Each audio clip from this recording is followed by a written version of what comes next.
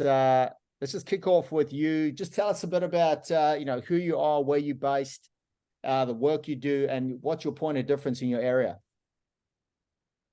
Yeah, so my name's Daniel Perrem. I'm a residential home builder that is in the custom space, tending to do higher end architectural homes. We're on the south coast of New South Wales in a town called Batemans Bay.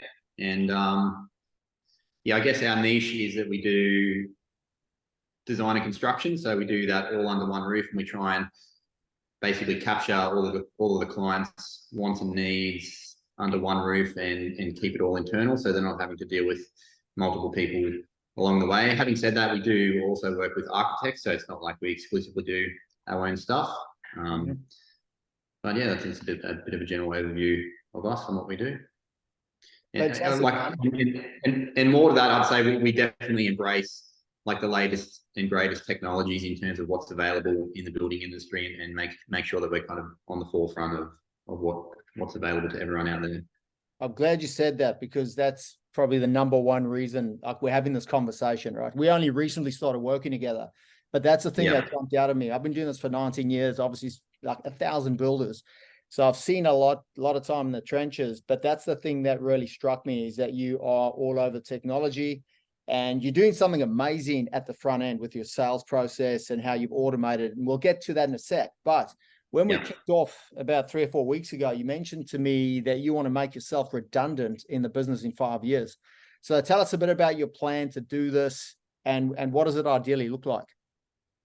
Yeah, so I think, that's probably the holy grail for every business owner. I think every business owner goes in going, I'm going to make myself redundant. This business is going to be, it's going to set me free and whatever else. And for the most part, I'd say probably the opposite is true. They probably spend, 80 plus hours a week. And if they ever leave, it all falls apart and that kind of thing. So my mentality has definitely been the opposite. I have a massive passion for building and design. So it's something that I'm never going to not do, but I don't want the business to sort of chain me down and hold me back. I want it to be the vehicle that I control and not the other way around. So in my ideal goal would be to have a business and build a business that I can step in and out of at any point in time I want to. If I want to go away for a couple of months with the family, we can do that. There's no issue with anything sort of falling over or, disappearing underneath us while we're away and the thing collapsing because it's not well ran. And I think that's also a hallmark for owning a business that's a sellable business. That's also another massive goal of mine. I want to build a business that's sellable. And I think if it's reliant on a director or an owner to run the business, you really don't have a sellable business. I'd probably say you don't have a business at all, to be honest. I think if your business can't be sustained without you, then A, it's not sellable, and B, it's not really a business. You've got a job, really. So that's my grand plan, to make myself redundant. Not that I want to be redundant, but I want to have that option that we can just sort of pack up and get out of here for X amount of time and then head back home and everything's all hunky-dory. I love it, man. And then for anyone listening, like, I want you guys to read between the lines, because I'm seeing your like enthusiasm, your passion, and your belief, right, coming through when you talk. And success, as most of us know, 70% of it's mindset and leadership. Your business is never going to outgrow your leadership. So, and the hallmark of leadership is decision-making. And you've made a decision that you want a business that runs without you, and that is a saleable asset. Now, a lot of guys, probably the vast majority of builders out there, 90% don't do business development. They don't do this sort of stuff. So they're going to be the naysayers. They're going to go, yeah, bullshit. But, if you believe something's possible or you believe it's not, you're right. You know what I mean? And you've got to begin with the end in mind. Like, I've helped guys do what you say you want to do. So I believe you. I know you can do it because it's been done before. So, but if you don't set that outcome objective at the outset, if you don't have that goal to strive for, you're never going to achieve it. So all those guys out there that are going, you can't do it, those guys are all right. They can't do it, but you can. And I know you can, because you've got what it takes. And also I've seen other guys do it. So, and there's different ways to do it. Like, I recently interviewed Ben Spannenberg here in Sydney. You saw the video, and he's got 2 offices, a third he's about to open, with office managers in there that run the business, and they take inquiries, they take people through their sales process, sign prelims, charge for quotes, contract signed, deliver the job, hand it over, and he's got nothing to do with any of that process. So he steps right out. There's profit sharing, there's putting, project managers, general managers in. There's different ways to do it. Have you thought a bit about the specifics, like how you want to structure it? Because just before we got on this call, you're saying, ideally you want to say to your family, hey, let's go to Europe for 4 weeks, and you pack up and head out. What's the structure going to look like in terms of team and systems? Yeah, I think I probably need to set up a few different tiers. So there'd be, maybe tier 1, the guys on site with a site manager at that level, and then probably tier 2 being a project manager, so someone directly overseeing, maybe 2-3 jobs, and then tier 3 would be a general manager, who I guess I would work with directly, and then they would fill my role, or their role would 100% fill my role, and me stepping in would just supplement their workload as I sort of stepped in and out. So yes. Yeah, that's the general overview of what I, expect to be implementing at some stage in the future. I love it, man. I absolutely love it. And just for anyone listening again, to do what you want to do, it is going to require a certain level or standard of leadership, because you're going to need to grow leaders underneath you. You're going to have people running your business and then you overseeing them. So there's strong leadership capability that you need. And no doubt, like when you set that goal, when did you decide that you want a business that runs without you? Was it years ago or recently? Maybe 18 months, 2 years into business. I thought, there's no point being in business if that's not the end goal for me. I think. I find it fascinating because, and Dan Sullivan, one of the best business coaches in the world, talks about this. You need there's confidence and capability. So your ability to do, achieve the thing that you want, and then the confidence that you can do it. But when you're setting these big goals, and that's a big goal. It doesn't matter who you are. You don't have the confidence and the capability because you haven't done it yet. And you don't really have the skill set, but you can seek out the skills, and hence why you look for people, that can help you fast track your results. And then as you start, building it and heading in the direction of the goal, you get more confidence as you go. But I call that courage. It's courageous to set a goal when you know you don't have the confidence and the capability at the time of setting it, but then you're backing yourself to get there. That's courage. Yeah. Right? So nice one. Just getting into some of the specifics. When we spoke recently, you mentioned implementing plus spec into Buildertrend. So this is for you guys listening. We're just talking about some systems now. Buildertrend's a job scheduling tool. Plus spec helps with quantities and design as well, I believe. Could you tell us a bit about that? I remember you getting quite excited about it, or the combination of the two at least.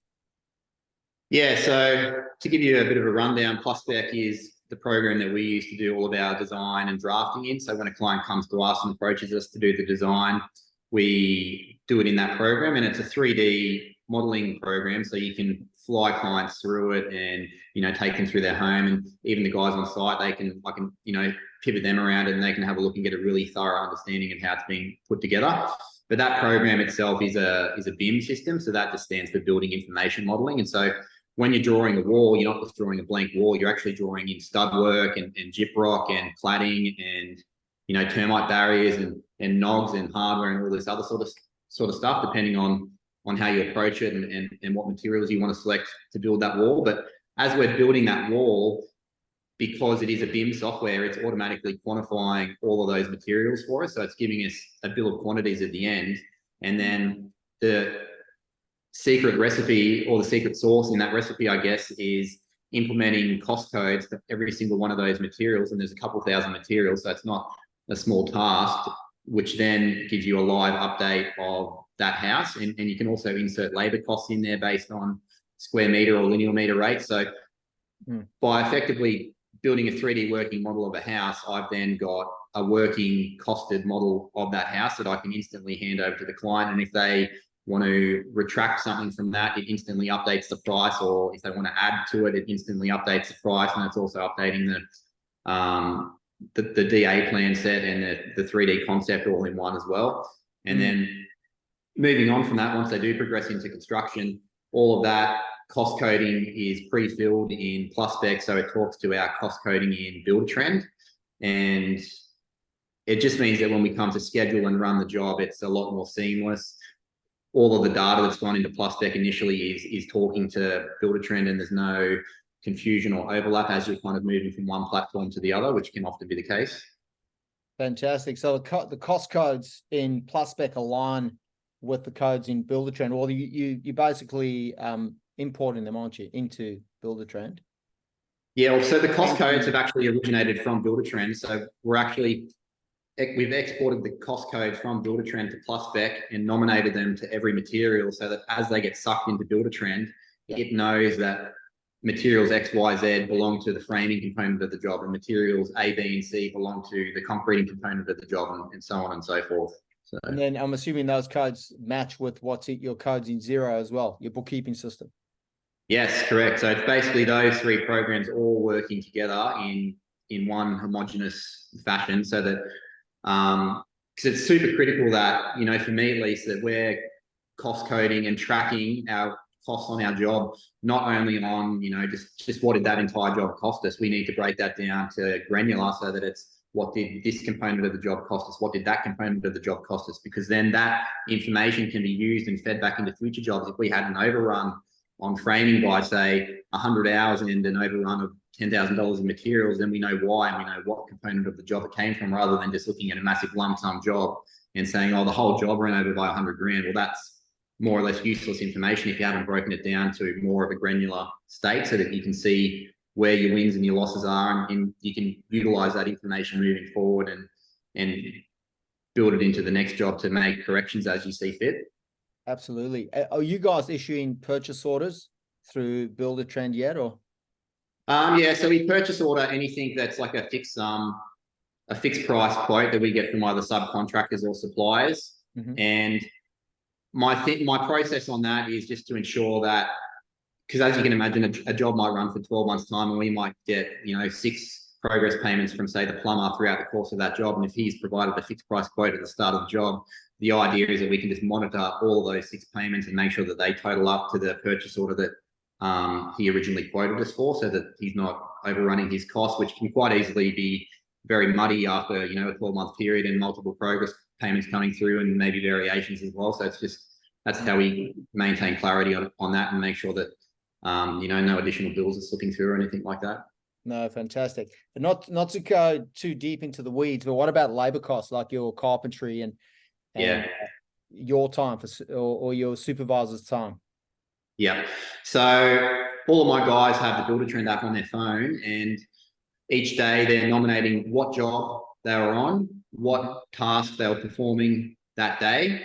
And it might even be broken down into multiple jobs or multiple tasks that day. So therefore they're saying, today we spent 4 hours on job A with framing labor, and then it might be we spent another 4 hours on job C doing fix out. So because we're collecting all that data in that granular fashion, we're then able to utilize that data inside of Buildertrend, and we can see if we're overrunning, if we're having an overrun on labor on this component of the job, or if it's tracking well, or if the labor's under, and you can, you know, course correct as the job's progressing to ensure that it meets your final budget at the end. The last thing you want to be doing is trying to steer the ship at the end when, you know, you're getting the last bill and it's way too late. Then you need to be on top of that data as the bills are flowing in throughout the job. That's brilliant, man. That's next level tracking. I know the guys that are able to track the costs during the job and see where there may be overruns coming. It's liberating. That clarity. Yeah, 100%. Right there. Yeah. Cool, man. So, transitioning over to your team, something you did recently, or I don't know if it was recent, but you're using a VA, a virtual assistant in the Philippines. Yeah. Tell us a bit about that. What does she do, and how much time does she save you? Oh, massive amount of time. So, I mean, that's the thing with all of this stuff that we're discussing. It's not as though it's easy to, or it might be, it's not as though it's easy to implement, but it certainly takes a lot of manual data entry and tracking of all of this various stuff throughout the week. So it does add a lot of additional work. So it's not something that a builder would want to be taking up without some kind of administration help. And that's why I lean on her for that. So she is basically full-time with us, just ensuring that all of our invoices, all of our cost codes, all of the labor hours that are coming in each week are being allocated correctly, going, from top to bottom in our system, from builder trend to zero to plus spec. We use Dext as well. So making sure that the workflow is clean and crisp across all levels of our software stack.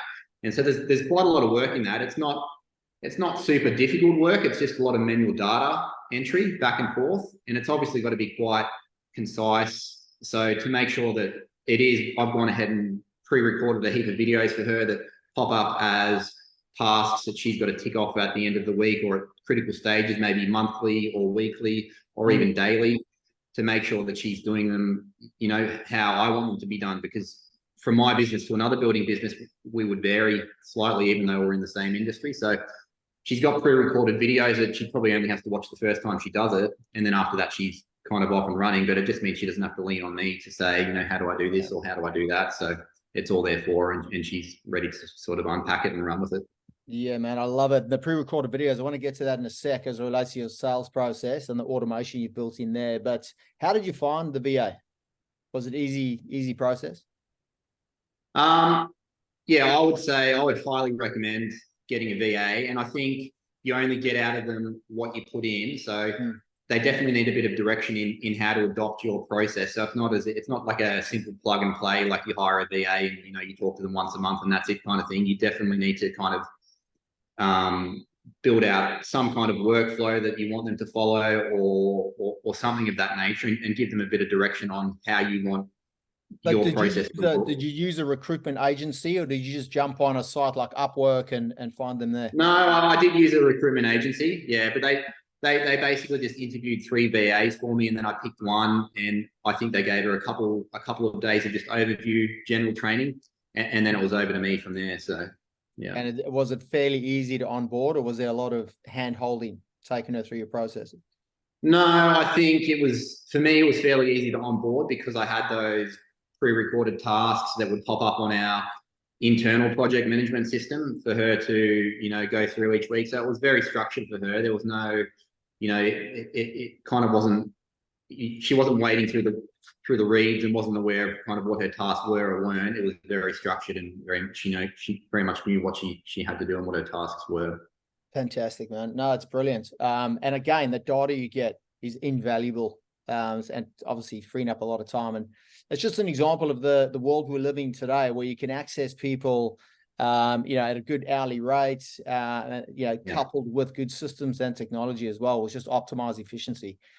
So it's great that you embrace it. I find a lot of young blokes, just like, fish to water. It's easy to, you're not as phased by technology as some of us older blokes. But let's get into the meat and potatoes, because I want to talk about that automated sales process and then the videos that you've created, which it blew me away, because you're using Loom to create these videos that just showcase what you do with Buildertrend. Like you had a video that showed the client portal and how it works and where they can see Gantt charts and the schedule and access other information. And it was amazing. And it was a 3 or 4 minute video, very quick, but rich with, informative information. So tell us a bit about that. Yeah, so that for anyone that doesn't know, Loom's a video app that goes on your desktop, and you can pre-record or record what's on your desktop as you're clicking through, and it can also record kind of a picture of your face and the audio of you discussing what's happening on your screen at the same time. So it occurred to me that I needed an automated email process that would go out to clients once I deemed them to be a client that had, a reasonable budget and was going to fit in with us. We were going to be a good fit for them, and they were going to be a good fit for us, basically.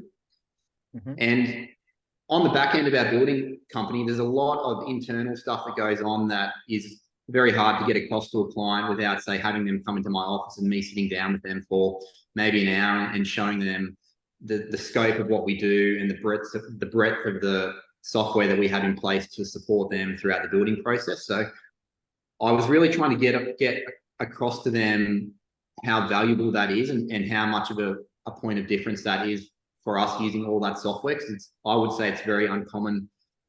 That software stack that we're using now is very uncommon to be utilized in the building industry in the fashion that we're using it. So the way I went about it was filming what I called a 5-part mini series. And the first video is just an introduction.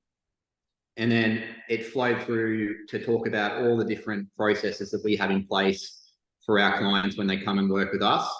And one of them was us using PlusSpec and how we cost their jobs, how we actually build their jobs in a working 3D model before we go and build it on site. The other one, as you touched on, is Build a Trend, which is a super powerful tool. It's got a client portal so they can see their budget, where they're up to, how much they've spent, any variations that have come through. They can see a Gantt chart on the workflow, what's expected to happen next week, next month, site updates and pictures and videos of what's going on the site, so that they can, if they're living away or living abroad, they can be kept up to date and be aware of what's happening in one concise place, rather than having to trawl through multiple emails to backtrack and find what we may have sent them a few months ago.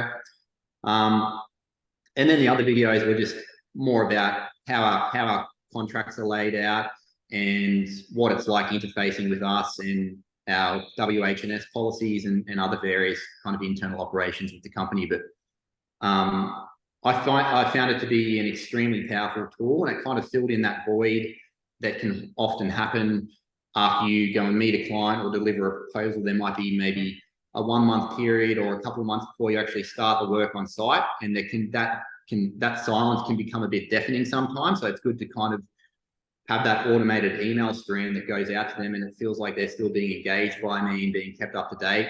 And it's no more work on my end. I just push them into an automation, and then it automatically sends them out a recurring video every 3 to 5 days. So it's been quite a powerful tool for us. Man, I freaking love it, because I've been teaching, the importance of educating and qualifying clients, and qualification, like getting rid of those tire kickers and idea thieves early on in the process, is crucial. Sales is the biggest area of inefficiency in your business. So you want to save, every second that you can. So having technology that sends out automated video content that helps educate your clients on your process, the benefits of that process to them and your particular niche, and how you can add value, is invaluable. Because if they absorb that information, they become educated and then better behaved as a result. If they don't absorb it, or they don't like it, well, then they're not qualified, are they? So you've just qualified them out and saved yourself a whole lot of time and pain as well. So it's genius from that perspective. But I haven't seen anything like it before, where people have put, I've seen some video content, people put stuff on Instagram and email stuff out, but the way that you've structured it, with the 5-part series, the automation, and not only, so it's going to save you a shit ton of time as well, because if you add all those videos up, that's like an hour of explaining to someone, what it is you do, how your system works. You've done the work once, you can use it 1,000 times. So it's qualifying, educating, saving you a whole lot of time, but also building your credibility and respect with those clients as well. But the client can, we call it a client commencement agreement. You explaining the rules of the game for how you work with your clients. That was something else as well, where you laying down the law in a way, giving them a strict structure for how you are going to run this job according to the contract, which you should all do, by the way. You should always run a job strictly according to the contract for the benefit of your client. And people that don't, that's when you run into trouble, right? And relationships fracture. So the fact that you've been able to educate them on that, they're going to see that as you going out of your way to help them. So again, credibility, trust goes through the roof, but they're educated, they're better behaved, they're more likely to stay in line. And if they don't, then you can eject them. Again, they've qualified themselves out. So that's brilliant, man. What's the feedback been like for you? I'm interested to hear, like, what do people say when they've gone through? Have you had anyone go through the whole process? Yeah, quite a few. And the feedback's been unreal. They all find it's really engaging content. That was the most important thing for me. I didn't want them to be long videos where I was just blabbering on, and they had to be sort of really short, engaging videos that had really important content that was the client was going to look at and go, wow, this is really important. I need to engage with this and interface with this and make sure I spend the time to watch these videos. And that's been exactly the feedback that I've gotten so far. So it's been great. No, that's fantastic, man. What else did I want to ask you here? What else have you been working on? Like, besides that, you've obviously done a lot of work on your business. before we started working together recently. So tell us a bit about what else you put in place in your business that's had a really positive impact. Yeah, so looking at working towards building out a platform, a digital platform, like a cloud-based platform that can host our entire team on it across all the different stages that we have, like the automated CRM nurture campaigns, the project management of our internal staff, and just making sure that our client quality pathway is really, really thorough, and we can maintain all of our data on that cloud-based platform and kind of drag and drop clients across as they're progressing through a sales pipeline. So that's something that's kind of been ticking along in the background with a few other, interesting things that we can hopefully integrate there, maybe adding some KPIs from certain areas of our business to make sure on a dashboard to make sure that, everything's tracking correctly. So. Yeah, that's great. Sorry, I was just muted there. That's some background noise, but that's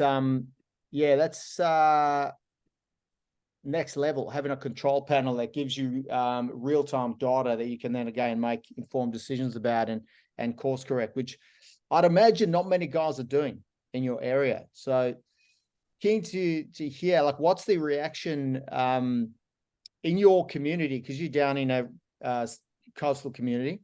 The people there, like, how they're responding, and also your competitors, to the speed at which you are adding value in your community. And you're obviously building a business that's got a high level of efficiency. You're putting yourself out there, reaching the right people. Have you had any feedback from some of the silver foxes out there?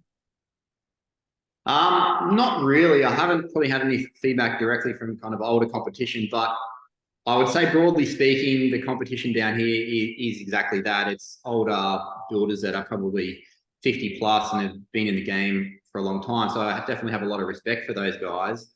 But I would say down here, I'm probably almost the only builder that's even on social media. Just something as simple as that, being on Facebook and Instagram, which these days is probably a bit of a must, regardless of what industry you're in, whether you're in construction or something else. It's kind of, you get a lot of eyes on your business just by using that alone. So I find down here that probably the adoption of all of these new technologies that we've been discussing is probably very limited. I would be expecting, just gauging off the fact that a lot of these older competitors aren't even on social media these days. So and I think just the awareness of being on social media, like occasionally I might have people stopping me in the street, or one of my guys the other day went to a real estate and he had one of my shirts on, and the real estate thought it was him and started, talking about saying, "Oh, I've seen all your stuff on social media and it looks amazing," and all this sort of stuff. So it's definitely a massive lever to be pulling these days. And I think for anyone in construction or even anywhere else for that matter, if you're not utilizing all of these different online services that are available to you, whether it's something as simple as Facebook or Instagram, or the abundance of, all these other platforms that are available, you're probably putting your head in the sand to some. Oh man, like, you're just doing things like you can, if you want to, you can run your business like it's the 1980s or 90s and do everything on paper and the slow, hard, difficult way. And some guys are doing that, man. Like, I spoke to a guy yesterday who believes he needs to speak to everyone as part of his sales process, like qualify everyone on the phone instead of sending out a questionnaire or sending out videos. So that's a form of leverage, obviously, where you let them absorb content and information and get educated, and then they lean in and come to you, and they already understand and respect your process. You can go the old way if you want. I find a lot of the younger guys, they look up to these older builders who are great craftsmen. They can build amazing homes, or whatever it is that they do it really, really well. And they may have won national awards, but they're doing it old school. So a classic example is a guy up in Queensland where he was like, he was almost starstruck by this older builder who's won massive awards and gets all the big projects in his area. And then he bumped into him somewhere, buying materials, and they got chatting. And the young bloke told this older guy that he uses prelim agreements and charges for quotes. And this older guy couldn't believe it. He didn't even know it was possible. And he called his supervisor over and he said, "Listen to this. This guy's charging." And all of a sudden he realized, shit, he's doing things this guy hasn't even thought about. So it's Yeah. I'm definitely feeling a bit of a slow changing of the guard in the industry as us, younger emerging builders kind of come through. And I think it'll be interesting to see how that landscape pans out in years to come, what that change looks like. So. Look, and without bashing the older guys, some of them are staying ahead of the curve. They love that Totally. innovation technology, and then they've got all the experience and the leadership and the wisdom that comes with age as well. That makes them like a formidable force in the industry. But there's a big majority that don't. But hey, we're going to wrap up soon. Last question: what's your philosophy on business success? How would you define, the guiding principles that you use to achieve the success you do? I think a big thing for me would be like maintaining a positive attitude, because being in business, you definitely get knocked down a few times. So that's, I would say, critical, not, almost like a water off a duck's back to some extent. You've got to just, keep a super positive attitude, make sure that, not too much gets you down. I think that's super important. If it wasn't for that, if you let things knock you about too much, you're probably going to, throw down the tool bag and call it a day. And absolutely, and that's it's prerequisite for sure. Yeah.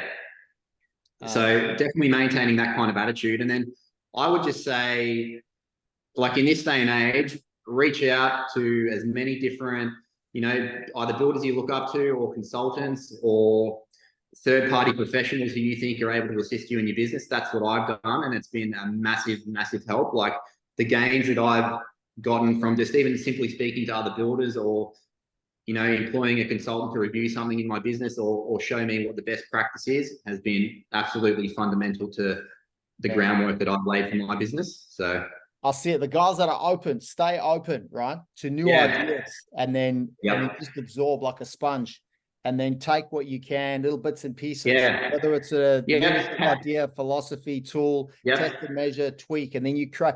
At some point, like you're in that space now, which is why you got that enthusiasm and motivation and drive, and then work ethic is easy. It's not work anymore when you're excited about what you're doing, but you're creating, not competing.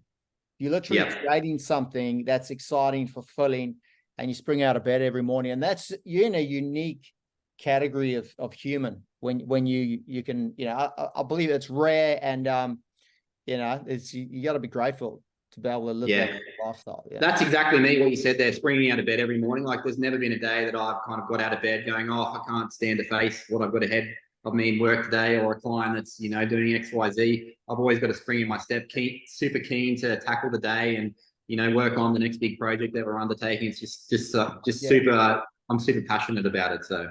Yeah, but I can tell you why, man, because you're in control. You have a level of certainty of what's going to happen. So you are in control of your destiny. So your long-term vision, you know where you're going. You've made a decision. You're heading in that direction. You can see it taking shape. You're getting the short-term results, the profit, cash flow, workflow, and you're always improving yourself, your business, your systems, your team.